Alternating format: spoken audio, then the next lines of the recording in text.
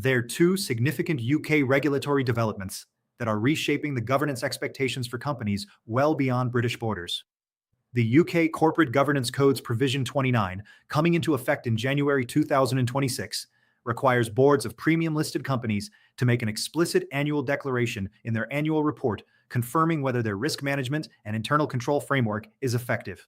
Running in parallel, the recent updates to the Economic Crime and Corporate Transparency Act 2023 also have significant consequences for international groups with any UK footprint, whether through subsidiaries, branches, or UK-related M&A.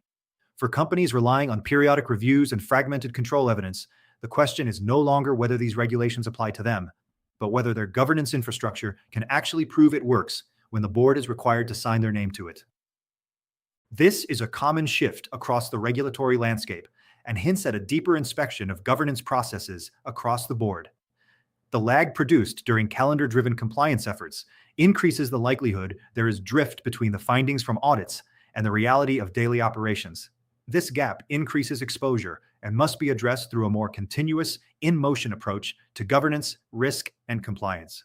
Archer Evolve is purpose-built for exactly this challenge.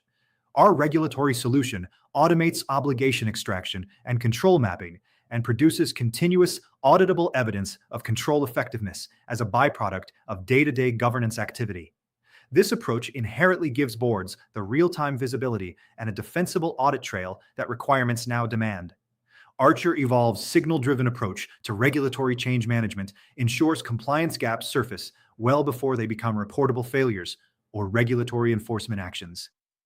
Together, these two recent changes signal a global convergence toward continuous board-accountable governance and expose a critical weakness in organizations still operating on calendar-driven, episodic compliance cycles. Regardless of a company's regional footprint, risk and compliance leaders should take note of the implications of these updates.